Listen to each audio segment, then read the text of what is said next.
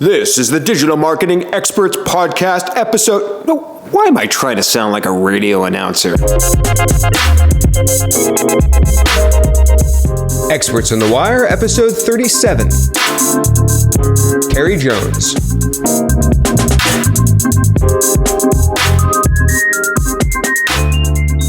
Hey everyone, welcome to episode 37 of Experts on the Wire. Before we get into today's episode, just a quick shout out to Linda, who messaged me on LinkedIn.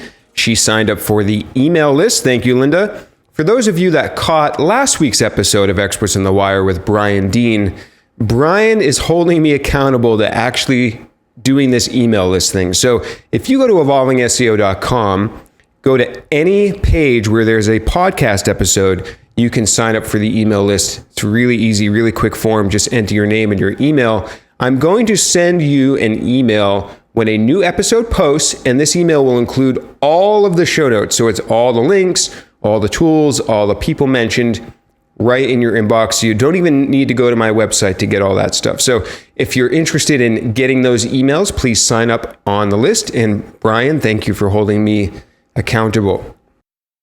If you had to create content for, say, a bus pricing and comparison company, sounds really exciting.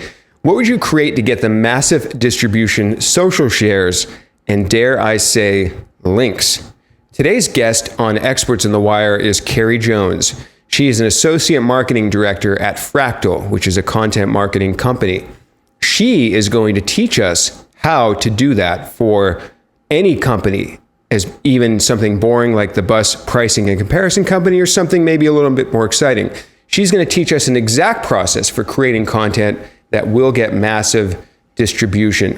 This process is based upon what has actually worked for Fractl and their clients. You will learn the elements of a killer content idea. For example, positive emotions help get content shared more than negative emotions. And I know you probably wouldn't know that from reading today's news headlines. She's going to share an exact process for creating content and exactly how to pitch that content to publishers at sites like the Huffington Post and the New York Times, including 2 magic words you can put in the title to make them want to publish your content. I know that sounds clickbaity and hyperbolic, but these 2 words will actually work. She's going to share real examples of the success stories, including what they created for that bus pricing and comparison tool that earned their client over 300 links. So I hope you enjoy today's episode 37 of Experts on the Wire. It's great to have you on the show today. How are you? I'm good. Thanks for having me. Really excited to be a guest on this show. Yeah, likewise. Very excited to have you. So you're sitting in warm, sunny, probably very hot Florida, correct?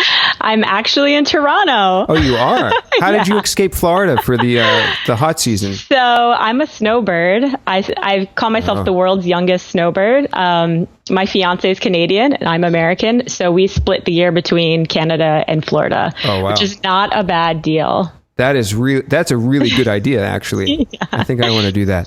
So awesome. We'll be going back to Florida in October once it starts getting cold here. So yes. I basically never have to deal with winter. That's a very smart move, or like the super hot summer either. So yeah. Great. Yeah. Well, it's nice to have you here. Let's get into first just a little bit of your background personally. So I think on the Fractl website, it says that you do brand strategy, but let's back up a little bit. How did you get into that? Okay. So I find that I have like a similar story to a lot of people in the industry where I didn't go to school for marketing. I actually went to school for journalism. And I have been blogging forever. I mean, I think I started my first blog 15 years ago. Oh, wow. So I was doing blogging as just a fun hobby. Like back in, I think 2001 is when I had my first blog. It was on LiveJournal. Remember LiveJournal? Oh, yeah. And it was more like a diary than wanting anyone to see it. And, my friends would see it. And I specifically remember the first time a stranger commented on one of my blog posts. And I was like totally freaked out. But then over the years, I started a couple more blogs. I lived in Australia for a year at one point, and I started a blog about the experience of like being an expat. I ended up in like this expat community, saw like how connected all these bloggers were and like how valuable it was to make these connections in terms of promoting your blog. So I learned a lot through that. Then I started another blog, and that's when I really like started understanding things like SEO and marketing. And that blog is actually what I used to get a job in the online marketing industry. Oh, awesome. And what time frame was this that you're referring to? So this was 2009. I was in Australia, like really doing the blogging thing. And then 2010 is when I got a job at a little marketing company that's no longer around called Blue Glass, that I think a lot of people are probably familiar with. But I started out there. And you know our employee, Anthony Penzabene, from there. He wasn't, was he at Blue Glass? He was, yeah. No, I put you on the spot. Sorry. I remember him though. I remember him for sure. Yeah. Content Muse. Is that who? Yeah, very good. Okay. Yes. I totally remember him because he was, I was like our community manager at Blue Glass, and I was running our blog, and he was super active on all of our community stuff. So yeah. Wow. I haven't heard that name in a really long time. Yeah, it was funny because actually I reached out to first, I'm going to get her name wrong, Kelsey, I think. Yeah. Kelsey. So that's how Kelsey and I met. We met there. Yeah, it was actually Anthony's idea that I reach out to her because we saw the article on Moz that we're going to talk about today. And then when she can do it, and referred me to you, and then Anthony said, oh, wow, I used to know Kerry from Blue Glass. That's funny. So, yeah. Wow. So it is such a small world that we're in, isn't it? I know, it's funny. He helped do a little bit of the research for this interview. So great. So you were doing blogging, journalism background, blogging, getting into content. That's how you got your job. And then now you describe, you basically say on LinkedIn that you love spreading ideas and connecting people online. And you also describe yourself as nerdy as well. So what does that mean to you? And how does that kind of impact how you look at the work that you do online? Right. Well, I've always been an internet geek, and I think, at least at Fractl, a lot of us consider ourselves internet geeks, where we are just naturally immersed in online culture. We spend a lot of time in, niche communities that we're interested in. A lot of us are big Reddit users. So we just kind of consider ourselves students of the internet in that way, more so than the average internet user, where we I think that I probably have a better understanding of why things are popular on the internet than like my friend who works in accounting, for example. So in that sense, I think I'm very interested in online communities and why things spread online. And it's just always been something that's interested me even before I was doing it professionally. So I just spend a lot of time online. I absolutely agree. I mean, I can relate. When I was in college, I spent hours in the Dave Matthews Band communities trading bootleg tapes and just I actually talked to his producer once, like I found him on AOL and talked to him. So I totally agree. Just being online can really help you understand what can become viral, what can become shared. So absolutely agree. So let's get to Fractl now. So on Fractl's homepage, and I love this, it says that Fractl's mission is to produce the most engaging and impactful human experiences on the web, one client, campaign, and domain at a time. And I love that mission. What I'm wondering that you can tell me is what are the actual tangible services that Fractl provides? So we're a content marketing agency, full scale, we do production and promotion of content and strategy. But what we really specialize in, and this is what the majority of our clients come to us for, is we use data journalism, and we use that to create universally appealing content that attracts a ton of press attention, links, and social shares. So we're really specialized at this top of the funnel content for just attracting a lot of attention. And what I specifically do at Fractl is I lead our in-house marketing team, and our biggest marketing tactic is doing exactly what we do for clients. So my team goes out and collects research about the marketing industry, and then we use that to get coverage on marketing industry websites like Moz. Okay, so you actually market Fractl. Yes, I market a marketing agency. Yeah. But you use the same techniques that you use for the clients. Exactly. We practice what we preach. Right, so it all relates. So, and then for those that don't know, just quick definition of data journalism. So it's using normally pretty large data sets, finding interesting stories in them, and then distilling the most interesting parts of that story for the average reader. So a good example that I like to use is there's all of these governmental databases with free public data available, but the average person isn't going to be combing through, stats about crime in their free time. It's just too much data for a normal person to process. So what data journalists do is they go and take these unwieldy data sets and they comb through them. They look for correlations and find interesting insights that can then be communicated to the broader public. It's making data more accessible for the masses. Got it. So does Fractl, do you create just this one type of content for that's like all Fractl does? It's not all that we do. We also do some more conversion focused content, but the majority of our clients come to us because they're either trying to increase brand awareness, they're trying to improve their SEO rankings, and since the type of content we do attracts a lot of links, a lot of SEO people like to come to us, and it also just increases I already said brand awareness, but those are the two main things that our clients are coming to us for.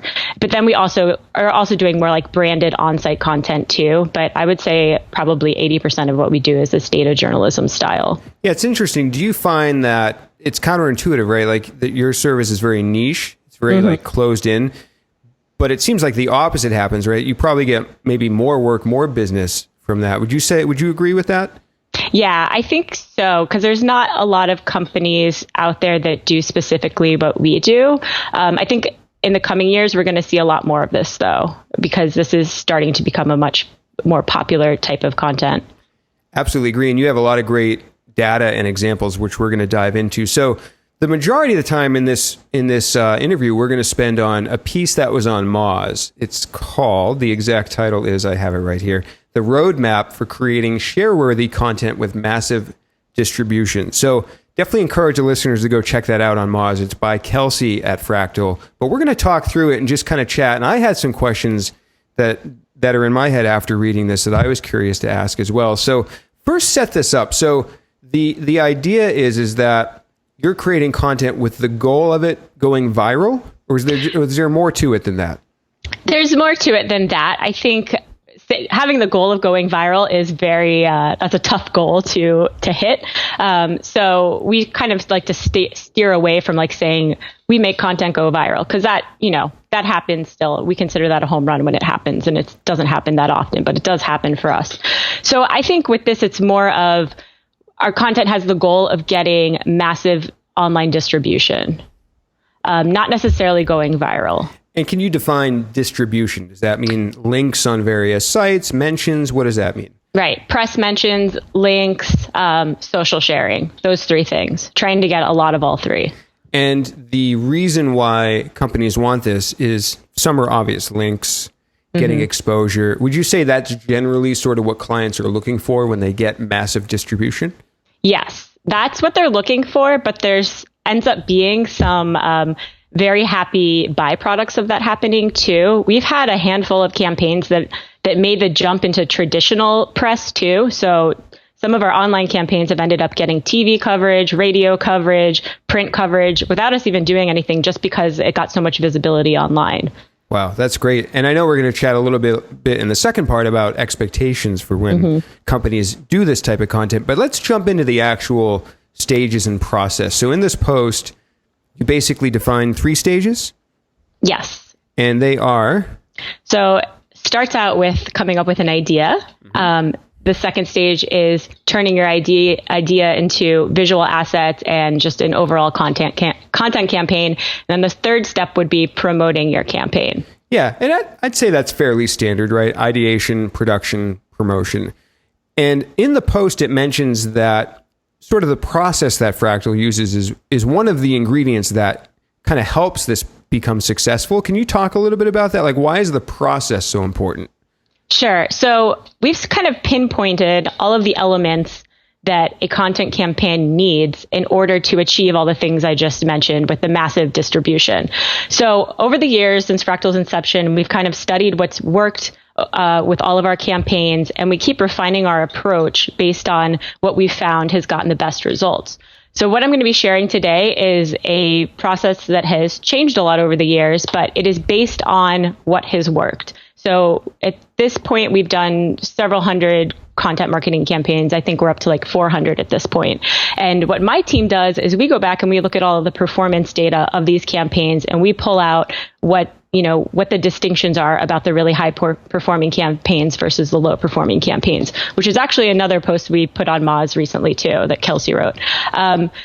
So what I'm going through today is what we call our proven approach, which is scalable. It's, we're a 60-person company. So this is what our entire company is putting into action. This is our roadmap. And I'm going to go through it, and it's going to be overwhelming. And I'm not going to lie, it's a ton of work. And we have a lot of people working on each of these campaigns. But I think it would be a disservice to act like this is really easy to pull this off. So yeah, that's and definitely something I want to mention. Can certainly maybe some smaller teams or internal people internal to companies pull out aspects of this to try to apply? Absolutely. And the first thing I'm going to talk about is the most crucial piece, and you don't need a ton of people to get this one right. And that's the idea? The idea. Okay, yeah, let's dive into ideation. So talk us through this process. How do we come up with the idea for the content? Okay, so we have found that there's 4 things an idea needs in order to have this huge potential for being successful. So the first thing is that it needs to be emotionally appealing. And we actually went through and looked back through all of our content marketing campaigns that we've done before. And we found that the high performing campaigns, which are the campaigns that, let's say they got more than 100 links, I think that was the benchmark we used, they were 8 times more likely to have a strong emotional hook than our low performing campaigns. So incorporating the right emotions into your idea is huge. That's what gets people to click on something, to share it, to be commenting on it. And we've actually done research on this over the years. We've done 2 studies now about the emotions that drive people to share and interact with content online. And there's 3 types of emotions that you're going to really want to focus on. So one thing which people tend to be surprised by is that viral content is overwhelmingly positive. And you can put out an idea, put a piece of content out there that is just completely positive, and people want to share that. And the reason for that is that it comes back to humans wanting to share positive experiences with their peers. It's a feel-good thing. So a really good example of like just totally positive viral content, something viral from, recent memory, is the Chewbacca mom. Did you see that, Dan? I didn't. What is that? You don't know about Chewbacca mom? I don't. It's just this like silly viral video of this lady who was shopping at Kohl's one day. She's in her car by herself. She has gotten this Chewbacca mask that she puts on, and the Chewbacca mask, like, its mouth moves when you talk, and it's just her like cracking up in the car with, So this was just like nothing but like 100% feel good content. So that's the reason something like that ends up going viral. It just makes people feel good, and they want to pass along like that experience that they feel when they're seeing the content. I mean, so that's a very common one is like cat memes, right? I mean, exactly. It just makes people feel good. Got it. So what's the next one? Okay, so the next one is you can also pair contrasting emotions together. So if you kind of take people on an emotional roller coaster, so maybe pairing sadness with fear or happiness with surprise, like things that are kind of like on opposite ends of the emotional scale. That works really well too. It creates like a tension. Exactly. It creates attention. It keeps people's attention too. So that's good. The more emotions, the greater range of emotions you can make people feel, the better. And then lastly is what I consider like the key element, and that is surprise. So surprising an audience is always going to be good. People, especially now, we're bombarded with so much content every day. It's very hard for something to stand out. So if you can offer something that's surprising or shocking, and surprise doesn't necessarily have to mean people are like gasping when they're looking at your content. It's more or less, they're learning something new. It's surprising because it's new to them. So novelty and surprise are kind of go hand in hand. Excellent. So that's a huge part of it. So emotionally appealing. And you're always going to want to be asking yourself, is this content emotionally appealing? And this is, as I said, this is specifically for the type of content that you're trying to draw a lot of attention with. Excellent. So another thing to keep in mind, and I like to say this is, if you're just trying to make content that gets widely shared and you don't really have any business goals tied to it, you can skip this part. But I'm guessing anyone who's listening to this needs to be creating something that's relevant to their brand. So This is a topic, and this is something that I think a lot of companies get wrong, because they think that their content that they're putting out there has to be directly about their brand, which is often not that interesting to the average person, or it has to be directly about their industry. And I like to say, like, unless you're such an interesting company like Airbnb or Uber, which just naturally people are talking about, your ideas shouldn't be overly promotional or directly about your company. And instead, it helps to think of what topics will attract the attention of your target audience. And that's going to open you up to being able to come up with ideas around broader topics. So a good example this is a good story I like to tell about one of our clients, BusBud. So BusBud is a bus price comparison and booking tool. And before they started working with us, they were producing some infographics of using bus travel statistics, which, how interesting does that sound, Yeah, I'm falling asleep just thinking about it. Right. And it didn't perform well, not surprisingly, because data about buses is not interesting. Nobody cares about it other than the companies that's creating it. So when they started working with us, we explained to them, and they realized, look, no more buses. Like, we need to stop talking about buses. So, buses are still related to travel, though. So there was a lot more we could do once we got out of the bus topic. And we ended up creating one of our first campaigns we created for them was called The Most Instagram Places, where we created this interactive map. We pulled all this data from Instagram about where people are posting the most pictures from in each state. It was this really cool campaign that ended up getting I think 300 links or something like that to it. So once they branched out from being directly about what they do, they had much greater success. So let me pause you right there. Mm-hmm. I've certainly pitched ideas like that to clients. You often get a lot of pushback, especially if they have not done something like it's almost like breaks I can see their brain kind of explodes. Like they don't quite make that connection. So how do you help a company that hasn't done something like that before sort of start to feel a little comfortable with okay, we're not going to talk about our product or buses. How do you help them make that leap? Well, we fortunately have a lot of examples of how we've done this for other brands. So we're able to look back at our own our internal case studies and stuff like that to show clients, which helps. So I think to make your case, you need to show that you've successfully pulled this off before. And that's really what helps us, I think. And also, you don't have to jump from talking about B2B software to talking about fashion in one big leap. You can slowly start branching out. And what we do is we present clients with a huge list of ideas, before every campaign we're going to do. So they still get a lot of ownership over selecting the ideas. But we also make it very clear to them, here's why these clients before you have been successful. It's because, and a big reason is because they've allowed us to do these broader topics. And funny enough, what happens sometimes with clients, this happened recently with another one of our clients, Abodo, which is it's about gives you a lot of information about living in different neighborhoods and stuff. So Abodo, when they started working with us, we had this problem where they wanted to stick very close to their core service offering. We weren't seeing a lot of success, and as soon as they let us start branching out from it, is when things just exploded. So it kind of sometimes you have to the best way to make the case of the client is by doing things the way they want them to do them. And then once they see it's not working, they might be more open to letting you try something new. In the case of BusBud, as I said before, they had already been doing it themselves with the bus statistics and it wasn't working. So they were very open to letting us try something new. That's good. Yeah, certainly I've run into situations where I've done that, where I've said, okay, in my head, I've said, okay, Dan, take a month or 2 months and create the content that the client wants, that they're asking for, and to appease them and to show them that we can execute, to show them that we can create quality content. But then at the end of that, say, okay, we did what you wanted. We're not seeing what we need to see. Let's move to something else. So I've also done that as well, just to show the client that we can execute something for them.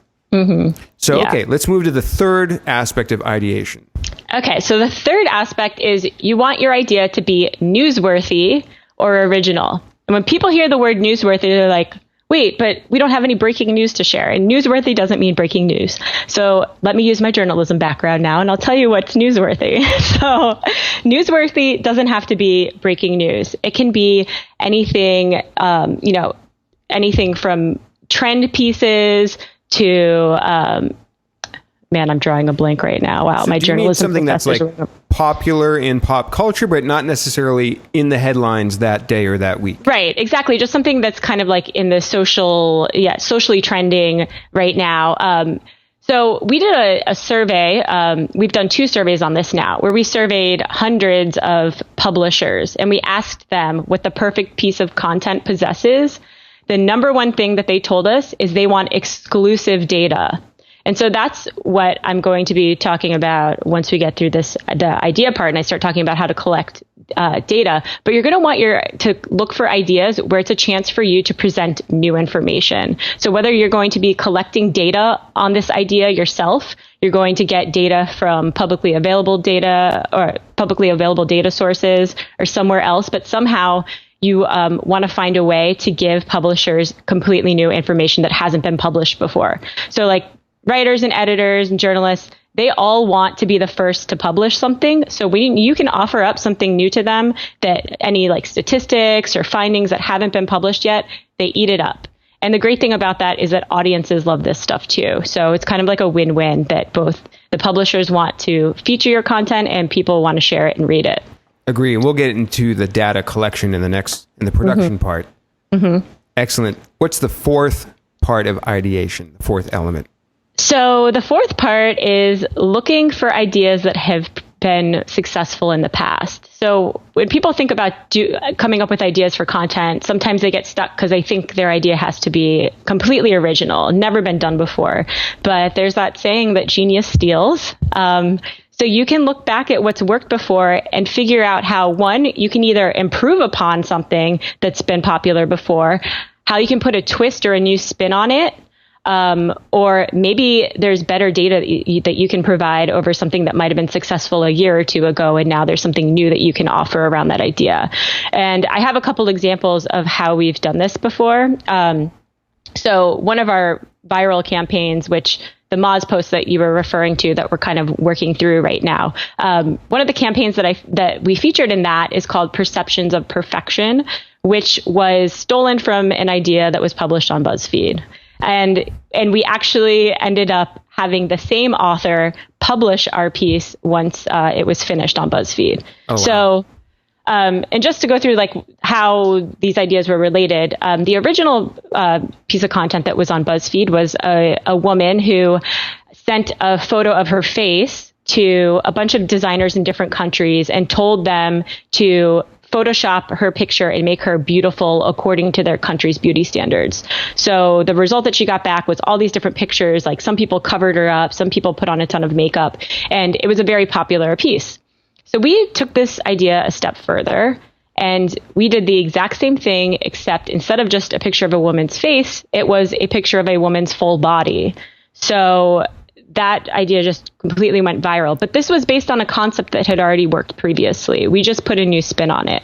And what were the other elements of that? If we could go back to the brand relevance, the newsworthy aspect, the emotionally appealing elements, just break down what those elements of that piece of content were as well. Okay, so it had universal appeal. It had global appeal because we featured so many different countries in it. So that was a really key part in getting a lot of attention to that because, there were 18 different countries. So right there, we opened it up to getting coverage in 18 different countries. And people from 18 different countries were interested in sharing this and looking at it. So that was a huge thing. It was visually very interesting. We found that contrasting visualizations perform very well. They really draw interest from people. So seeing 18 images that had a lot of contrast right next to each other really added a lot of visual interest to this. It got an emotional reaction out of people. It was surprising for sure, especially if you looked at compared to the original photo that we provided compared to the edited versions, it was really shocking in some cases what they did to the woman. I mean, she looked completely different. So it had all of those things. And our client who we created this for, it related back to what they do. They are an online doctor in the UK, which is online. They will fill prescriptions online, and it's normally for more embarrassing things that you don't really want to have to go into the doctor for, like hair loss medication, birth control, STD medication. So this kind of tied back into this body consciousness that, their target market is probably can relate to in some way if it's someone who's shy about going to the doctor. So it all kind of ties back together without being directly about an online pharmacy. That's a really great example. And did we get to the fourth part of ideation? Yes, I'm losing track of where we were. So just to recap, Yeah. Number 1, make it emotionally appealing. Number 2, relevant to your brand without being directly about your brand. 3, newsworthy. And 4, proven success. Awesome. So I'm sure everyone, the listeners are dying to get to the actual execution, the content production part. So there's, I believe, 4 elements to this as well: gather research, writing, design, and quality assurance. So let's talk through the content production phase. Okay, great. So the first thing you need to do once you have chosen your ideas is you're going to start gathering research. And at this point, it's something to keep in mind is you might realize that your idea isn't feasible once you get to this phase, in which case you might have to go back to the drawing board.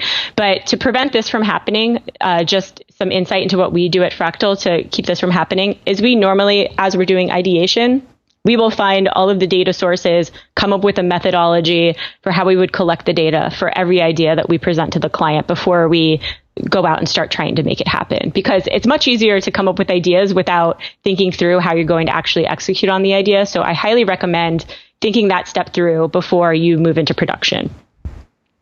Okay, so you definitely have some options here with how to collect original research. And the number one way to do this is using your own company data. And unfortunately, not a lot of companies can do this, but we do see a lot of companies successfully pulling this off. So an example that I like to show of a company that uses its own data for content is Buffer. I think a lot of people are familiar with them, how they super transparent about sharing their growth, data about their growth and their employees and HR, all of those things. Salary information. I mean, they publicly publish their salary information, which they continue to get press about to this day. But obviously, that's not an option for a lot of companies. And you may not even have a wealth of internal data to use. But that's a good place to start. If you're able to use your company data and there's interesting insights within it, I think it's a really good place for companies to be creating this type of content. It's a lot less work, too, because you don't have to go out and find external data. Plus, a really big perk of this is that you can update it on an ongoing basis.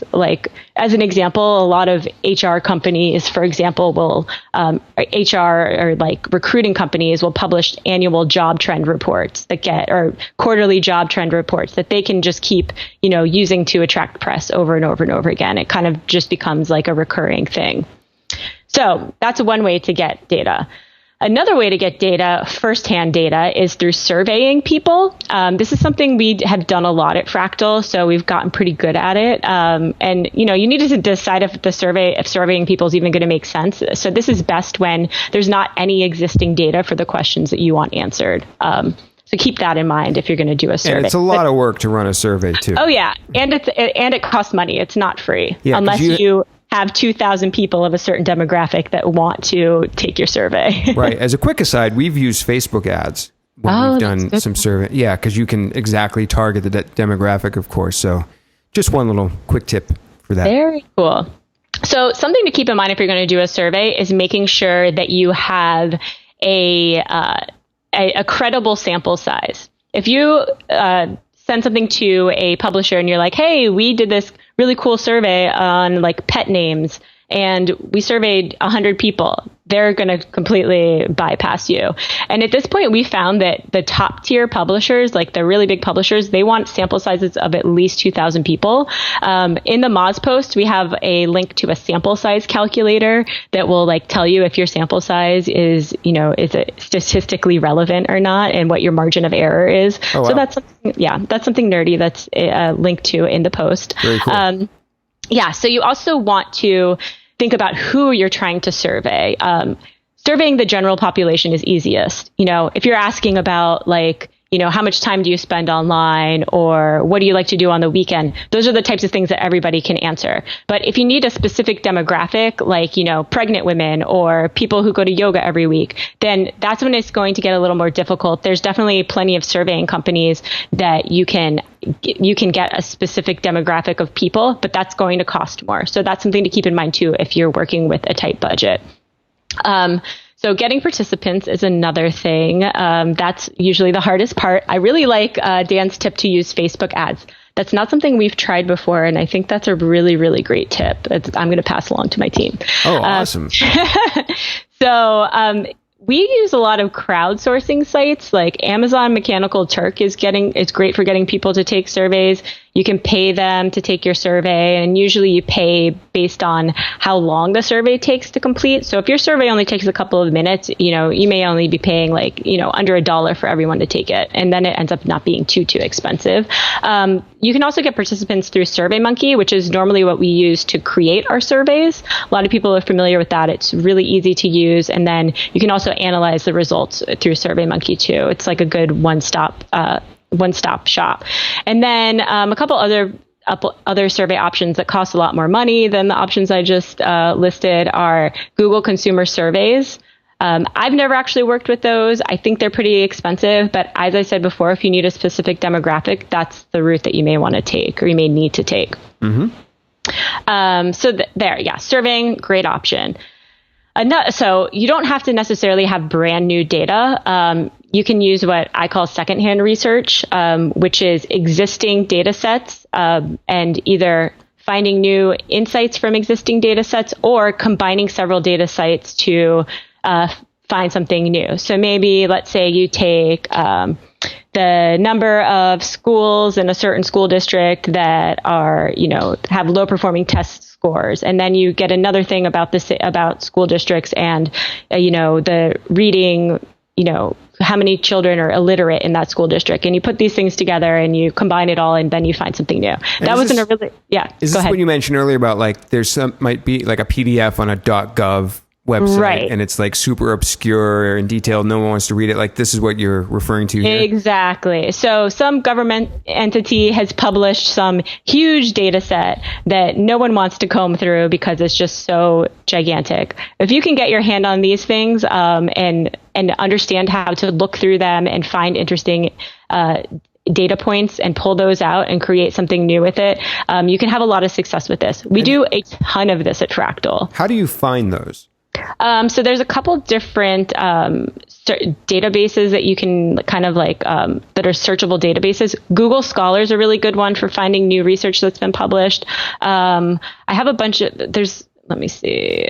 And if there's some links, send you a bunch of things to add to the show notes afterwards. Yeah, we can add. Be helpful. Yep, that's right. You've been listening. We do show notes. Yeah, I told you I'm a podcast geek, so I know the drill.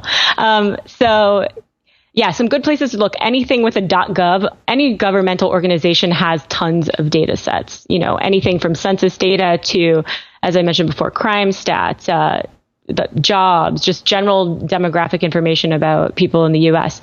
There's tons of things. .edu sites usually have, you can find some good .edu sites with data sets like universities. Any sort of like academic journals, things like that. There's a lot of different data sets out there. You just have to know where to find them and how to look through them. And are you initially using Google to do searches to find them?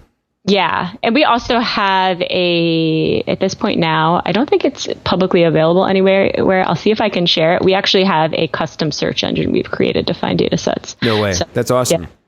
Speaking of being I wonder nerdy, if I'm allowed to. I wonder if I'm allowed to share that though. I'll see if I can make it happen. Yeah. If not, no worries. Or if you weren't even supposed to say that, I can edit it out too. That's okay, great. Yeah, so that makes it helpful too. So in terms of the content production, is gathering the data, I imagine, is only one piece of it, right? So are there any other methods of gathering data, or when, I know a lot of people are just sitting there thinking when can we actually write something? I know. I told you guys this is a lot of work. Yeah. It's not easy. Yeah, we're getting there. We're almost there. Once you collect all of your data, you got another step though. Now you have to analyze the data. So I know that for me personally, looking at a ton of numbers in a spreadsheet is super intimidating. I'm not a numbers person. So if you're like that and you want to be doing this type of content creation, you need to get comfortable with data. And there's fortunately a couple of hacks for being able to analyze huge data sets better. And our number one tool that we use at Fractl is Tableau. Are you familiar with Tableau? Yes, I have not used it, but definitely have heard about it. It's fantastic. So with Tableau, you plug your data into Tableau and you can very quickly create all of these different formats. It'll kind of guide you on, like, based on your data set, what the best way to display the data would be. Like, so whether it's line plots, charts, graphs, pie charts, there's all these different ways to look at the data. And through visualizing your data like this, it can help you quickly spot interesting insights and find some like data points that will be really interesting for producing your content. And we'll put that in the show notes, but can you quickly spell Tableau for the people driving in their car? It is TABLEAU. That's right. I knew it had kind of like a French spelling to it. Yes, it's very fancy.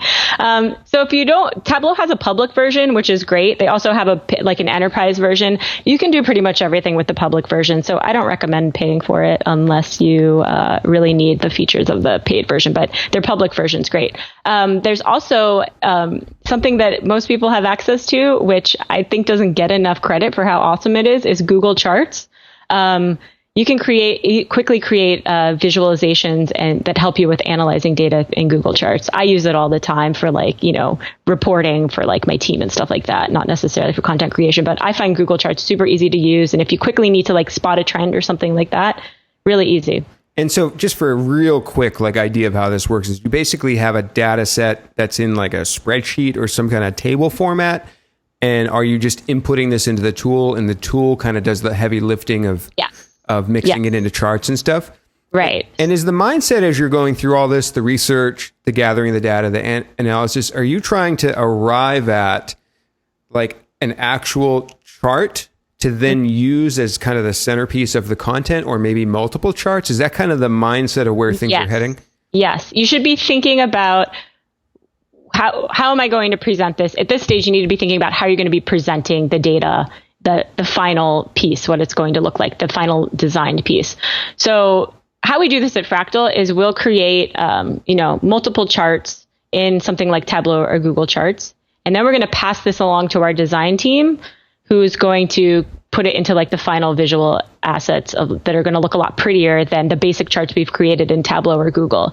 That being said, if you do not have on-staff designers or you can't pay to get designers, you can create some pretty awesome looking charts in these tools and just put them out in the world as is. You don't have to get really fancy, especially if the data is really interesting. You don't need anything fancy. And just something I've noticed in working with publishers myself, sometimes if you send them a chart, sometimes they'll redesign your chart in the branding of their site anyway. So I know that Harvard Business Review does that. So sometimes it's a waste of time for certain sites if you want to, if you are thinking about having branded charts and stuff designed. So yeah, I've seen that too. Yeah. So that's it for the data collection and analysis. Awesome. So are we ready to write yet? We're finally going to write some content. So awesome. So this step, really, you're going to want to lead with your data. You don't want to have to write too much about it. And just how we do this at Fractl. So we'll have all of these visual assets designed. And then for most of our clients, we will package all of this onto a landing page on the client site. So there's something that exists on the client's web property. And we have a big summary on that page of all the assets. And so we'll talk about each one of the different charts or graphs throughout this piece. So it's just one big report is what it ends up being, one big research piece. So just something to keep in mind that we definitely try to do is to objectively cover the data that you're sharing. Don't really try to put your opinion into it, or it's best to just let the data speak for itself. And so I think the writing side of it is, it's not like the key piece of it. A lot of times what the journalists really care about, they just want to be able to quickly look at something and like pick out the most interesting parts. So you're going to want to make sure that you're presenting this all in a very skimmable format with compelling subheaders and bullet points, just best practices you would for writing on the web anyways, how you're going to want to present all of this data. Because, it is overwhelming sometimes. Sometimes we'll have a campaign where there's like 18 different charts and graphs with all the data in it. And so instead of having like 5,000 words that accompany that, it's much easier to just have like a short paragraph for each little chart. So keep that in mind if you're trying to do this style of content. That's right. Most people don't read anyways. Exactly. You're wasting your time writing. Yeah. It's sad, but mostly true, unfortunately. So you're also going to want to this is something to keep in mind for more so when you're pitching than when you're publishing, because the type of content I'm talking about, the end goal is to get it published elsewhere, not necessarily on your site, having it draw a lot of attention on your site. So just something to think about is, how to create like an interesting headline for your content. I think that's something to keep in mind if you are creating content like this, it's being published on your own site and you're trying to attract people to your own site, is writing a really great headline for it matters too. That's something we don't put a huge focus on at Fractl, since most of the time we're having off-site coverage for our clients, but can't underestimate a great headline. I think at this point, anyone who's creating content online knows that, though, I would hope. I would hope so. I mean, I've seen content, and this is actually one little tip, one quick aside. I'll give a little tip here. For anyone that just wants to get better at headline writing, when you see a piece of content online and you're like, oh, wow, like I would have done a much better headline for that. Like, actually practice writing headlines when you share it on Twitter, you share it on Facebook, when you share it on social. And that I do that all the time. I look at content and I say, well, okay, how could have I kind of spun that a little bit better to grab attention better? And I still see a lot of even big sites not leveraging that a lot. But you're right. I mean, they're getting better, but I think it can still improve even more. Right. Okay, so I'm just going to quickly talk about the design element of production. So once you've created all of your graphs and everything in Tableau and Google Charts, you need to pick how you're going to present it, like an overall visual format. So, the old standby of an infographic is obviously an option. What we're leaning towards these days in Fractl is having just a bunch of smaller graphs with each piece of the research in it, instead of one huge infographic, especially since a lot of sites have stopped publishing infographics, or they kind of like have this like feeling about infographics. Sometimes you just put the word infographic in a pitch and it goes to spam. So, don't say the word infographic even if you have an infographic. That's a pro tip right there. Yeah, I think Randy uses the word visual asset. Yeah, we say visual asset to it, Fractl, but yeah, also known as an infographic. So you're going to be want to thinking about the types of sites that you're trying to get on and what types of visual formats those sites typically will publish. Something to keep in mind is if you're going to end up creating some really cool interactive piece, there's going to be a lot of sites that cannot embed something. So you're also going to want to create a static version of anything interactive that you create. I highly recommend that. That's a really good tip. Mm-hmm. So essentially, where we're at now is we've come up with the idea, we've created the content. Now we have a nice piece of content with visual assets that represent the data. We have a good headline. We've got some text just to supplement the visual content. Now I think we're to promotion. Yes, we are. Also, you're going to promote it after you've gone through a crap load of fact checking and quality assurance. Oh, that's right. Yeah, we have quality assurance in the process. Yeah. So is that essentially you have people on your team that do exactly what you just said? Right. We have editors who look through everything. We have every piece of content goes through 2 editors. And the reason that accuracy is so important, other than just like, for ethical reasons, putting accurate information out there is the right thing to do. For one thing, journalists can sniff out shady numbers right away. They're going to call you out if anything's inaccurate. They're going to spot it. So don't even try to get something through to them if it's not 100% credible and accurate. 2, you don't want a bunch of trolls coming out of the woodwork once your content's published and pointing out inaccuracies. That just completely derail the entire thing. And you can also lose trust, right? Like if you're counting absolutely. on, that journalist might not publish you in the future if you've given them something that's inaccurate. So absolutely. Really credibility is super, super important for, especially with really high tier publications where they have a stringent editorial process. So keep in mind, once you get your content to a publisher and they're thinking about publishing it, it has to go through another editorial round anyway. So you want your editorial team to catch any mistakes before it goes through them. Absolutely. All right. So let's get to the promotion then. Okay. So it's time to talk about promotion. So this is a huge piece of it all. And I think this is something that a lot of people think, oh, I've created something amazing. Now our work is done. We can kind of just hit autopilot, send it to a couple of places, and everyone's going to love it. But no, that's not true. Your work is just getting started. And if you're feeling exhausted already, I hear you. This is a lot of work, and I can't say it enough. And, we sometimes have anywhere between 6 and 10 people working on just one of these campaigns. So keep that in mind as I'm going through all of this. I'm not expecting one person to do all of this themselves. If you are a superhero. And how long has this taken so far usually? Are we talking a month, 2 months? I say, let's see, between like the production side usually takes between 4 and 6 weeks. And then it depends on how in-depth everything is. And then promotions is usually a month or 2. So wow, so we're up to promotion. So we've already spent 2 months with the idea and producing it. Yep. It's not a sprint, it's a marathon. Yeah. For sure. But the results, it's worth the wait, trust me. Okay, so the first thing you're going to do with promotions is you're going to choose the right publishers to pitch your content to. I think a mistake people make at this stage is they think if a site has a ton of traffic, that's where they want their content to get published. But something that you want to really pay attention to is how much engagement the content gets on a site. So, okay, maybe it's a highly trafficked site, but does their content get a lot of shares too? Do a lot of people comment and discuss the content that's shared there? That's something you want to pay attention to. And the reason this is important is because, you might get something published on CNN and then nobody else shares it. So it's just going to be sitting there on CNN. So I like to do this comparison between BuzzFeed and CNN, where you think of BuzzFeed's audience being really engaged. They're sharing BuzzFeed stuff. They're commenting on everything. Then you go to a site like CNN and it's a different sort of engagement that's happening. There's not you look in the comment section on CNN, it's a scary, scary place in the comment section on a news site. So it's not necessarily the type of engagement you're going to want on like your client content. So you want to look at like the quality of engagement that's happening on a site before you start pitching it.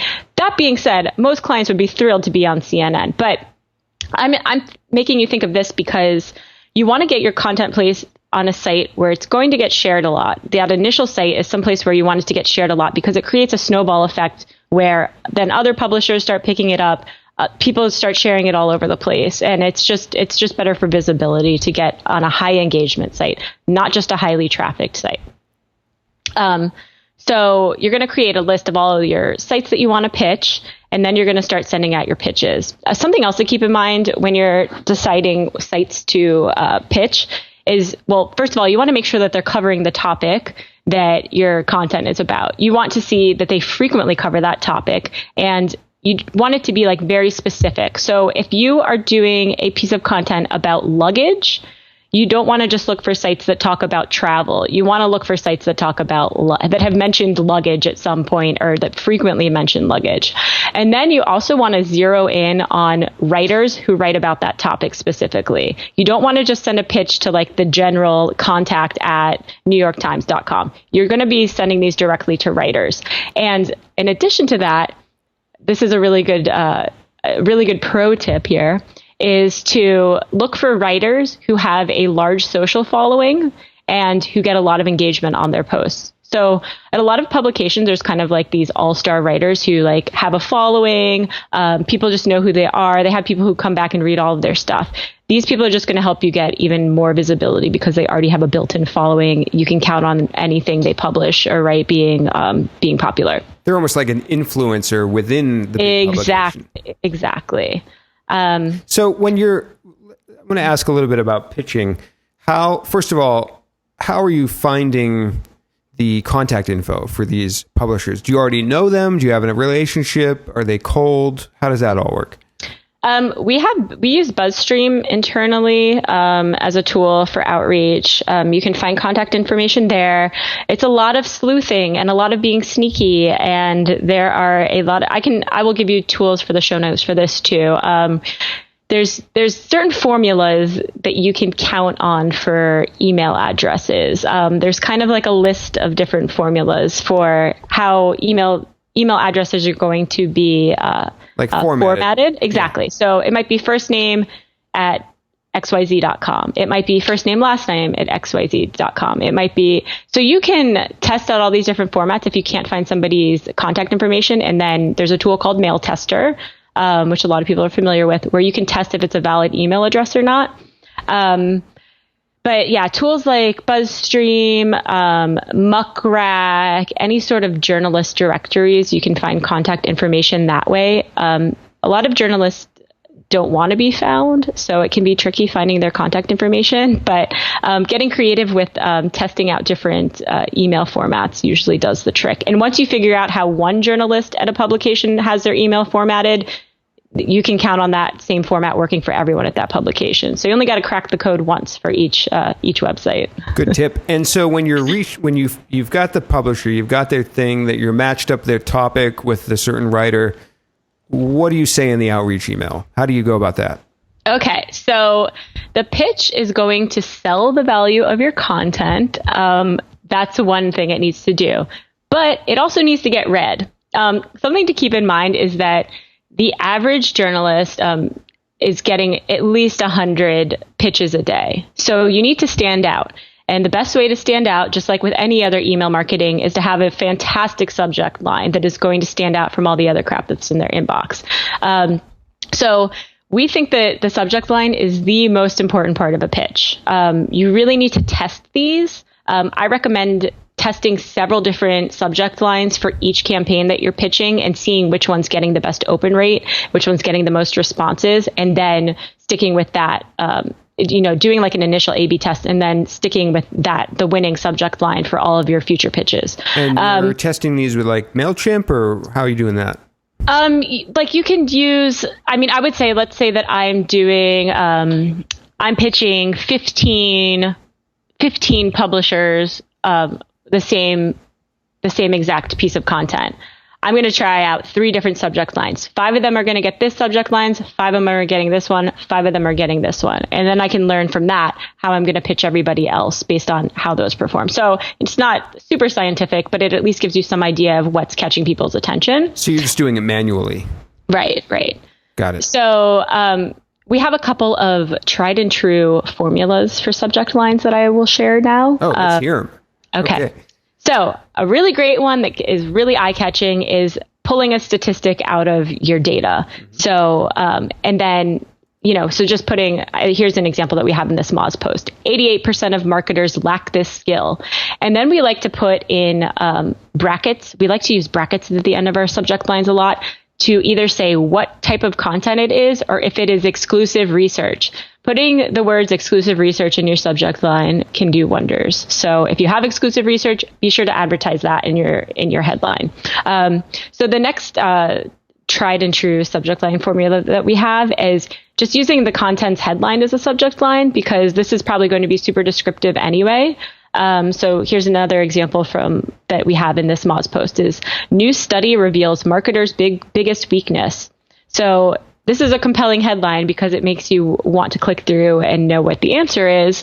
And it's descriptive enough that you know what it's about without giving it all away. And we also call this a knowledge gap subject line, which is, where you're going to pique someone's curiosity by either asking a question or like an enticing statement. So, something like, which country has the most beer drinkers? That's something someone's going to want to open your email to find out the answer. So how many writers are you typically pitching for one piece of content? I'm not 100% sure what our promotions team is pitching. I know that on my team, when we were pitching marketing publications, we aim for 50 pitches, between 50 and 100 pitches. Wow. is a lot. Yeah, that's a lot. That is a lot. And I think we're going to quickly touch upon maybe success rates of that as well. Maybe it makes sense just to ask that now. So out of these 50 or 100 people that you pitch, how many, I guess, do you maybe hear back from, and how many of those end up being placed somewhere? I do not know our actual stats for that off the top of my head. I put you on the spot. Sorry. Yeah, I wish I would have. Yeah, I could have gotten those numbers for you. I don't actually know. I don't know that number off the top of my head. I think that like the industry standard is something like 4%. Mm-hmm. Yeah, that makes that seems to make sense. Yeah. If they come up or you see where they are at some point, just email it to me and we'll put it in the show notes. For sure. For some reason, like 10 or 12% sounds really familiar to me, but I'm not sure, so I don't want to commit to that. But yeah, I'll send it along to you if I find it somewhere. So yeah, the subject lines, spend a lot of time on your subject lines. Super important. But then you're actually getting to the pitch. In your actual pitch, you want it to be a couple different things. One, you want it to be personalized. So you want it to be obvious that you had done your research on this person, what they write about, what their publication writes about. You know, if they open the email and it's not immediately obvious that you understand like the types of things that they write about, they're going to click right out of it. It's almost insulting to pitch a journalist without putting in that consideration and doing your homework and figuring out, you know, their interests and what they're writing about. So it helps to do a little bit of social media stalking and see what they tweet about, any sort of like personal connection you can make with them. Like you might notice that you and this journalist have the same favorite college football team. Of course, work that into your pitch. That's like an instant connection right there. So in your intro of your pitch, you want to make this sort of like personal connection, either where you're going to bring a common interest you guys have, and you want this to feel genuine, not forced. Or you can also maybe comment on a story they recently wrote that might have resonated with you personally. That works well. So you want your intro to kind of just like forge this personal connection right off the bat so that it doesn't feel like a templated email that has been sent to 500 other journalists. I was going to ask about that. Like, where is the balance between, could this come across as seeming gimmicky or seeming cheesy, depending upon who you're doing this to and how you go about doing it? I think that's why it's important to research this person online, see what their personality is like, just, you know, on their social profiles. If it's somebody who seems very serious and dry, you're not going to want to take this super like personal, like I'm trying to be your best friend approach. But if it's somebody who's like, you see them on Twitter and they are like, you know, they're friends with everybody, they're really like funny, they're having a good time, you're going to be able to get in like this. I think it depends on the vertical you're pitching to. Like, you know, technology writers are notoriously more buttoned up and serious than, say, like an entertainment writer. So it depends on what the journalist covers too. Like that normally will give you some insight into their personality. When you're doing a pitch for, and maybe since you do the marketing for the company, maybe you're not sure, but when Fractl does the pitch for a client, are they writing as, hey, I'm somebody from Fractl, or are you writing from the brand, from the company? Right. We pitch from our Fractl email addresses. You know, this is our client. We're totally upfront that we're pitching this on behalf of a client. So it's generally like PR at that point. Exactly. We think of it as PR. We call it PR for sure. Excellent. So that's pitching. And anything else in regards to pitching that people should be aware of, or expectations, or should we get to the syndication part? Well, I hope this goes without saying, but if you're pitching journalists, they are grammar Nazis. So make sure that everything is perfect in your pitch before you send it. Something that is such a pet peeve of mine, just from when I have people pitch me for like sales things, or I have people pitching me through like my personal blogs and stuff, trying to get on them, when they spell the name of my site wrong or they don't capitalize it correctly. So make sure that you're formatting the publication name correctly, because that's like a dead giveaway that you didn't like do enough research. Yeah, or of laziness in general. So now I'm going to talk about syndication. What I was describing before is your initial pitching that you're going to be doing. And we do something called pitching an exclusive. So journalists like to have the exclusive. They like that, which means, you know, the first to publish something. So we will offer the exclusive to a few journalists up front at really high tier publications. And then once we get somebody to accept and publish the exclusive, then we start what we call syndication pitching, which is where we start promoting it to a bunch of other publications too, but not with like the first rights to publish that offer.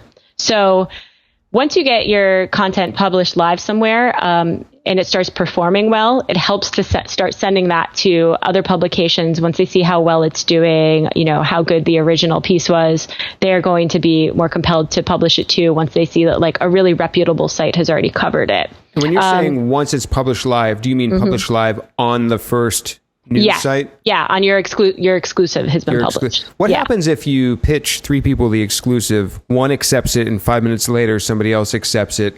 Is it that's just how it is? Sorry, too late? Yeah, it happens sometimes. It can definitely end up in a sticky situation, but we've actually had a couple situations before. There was one time where actually the Perceptions of Perfection campaign I was talking about, that was accidentally 2 exclusives went live on the same day with that one, with Huffington Post and BuzzFeed. So it wasn't a bad day for us, but you want to try to time that so that when you do offer someone the exclusive, you want to give them enough time to accept it before you start offering it to other people. I think like 2 days is a fair amount of time to wait to hear back from somebody before you pitch it to somebody else. And how is the when we talked about pitching, the 50 to 100 emails that you send, how is that different than the exclusive pitch? Like, what's the difference there?